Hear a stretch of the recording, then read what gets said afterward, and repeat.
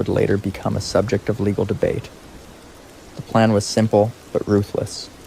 They would enter the club, tie up everyone inside, and take the money. But Mac had made it clear there would be no witnesses. Everyone inside would have to be killed to ensure there were no survivors to identify them.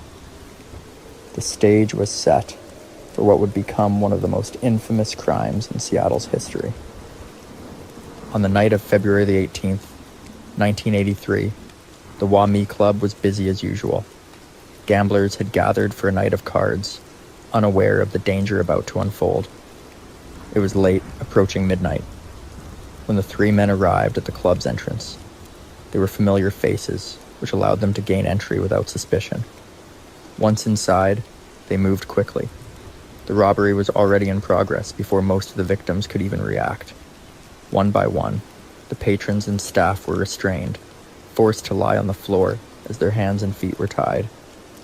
The attackers moved efficiently, knowing they had to act fast before anyone outside the club noticed what was happening. For the victims, there was no warning of what was to come. They had been targeted not just for their money, but because the criminals intended to leave no one alive. What followed would leave an entire community in shock.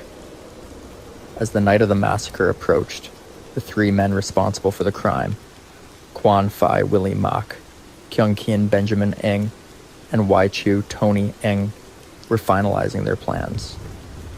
Mak had spoken about robbing a gambling club for some time, but now he was determined to go through with it. He believed the Wah-Mee Club held large amounts of cash, making it an ideal target. The plan was not just to steal money, but to eliminate any potential witnesses to their crime.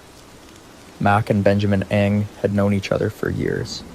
Both had roots in Guangdong province and had attended Cleveland High School in Seattle.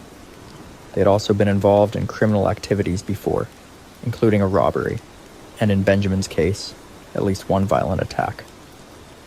They were both members of the Hop Sing Tong, a Chinese-American fraternal organization with a presence in Seattle's International District. Tony Eng, the youngest of the group, had no significant criminal record before this incident.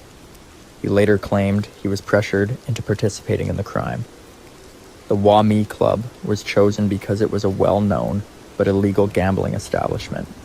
It operated in the basement of the Louisa Hotel, a historic building in Seattle's Chinatown International District.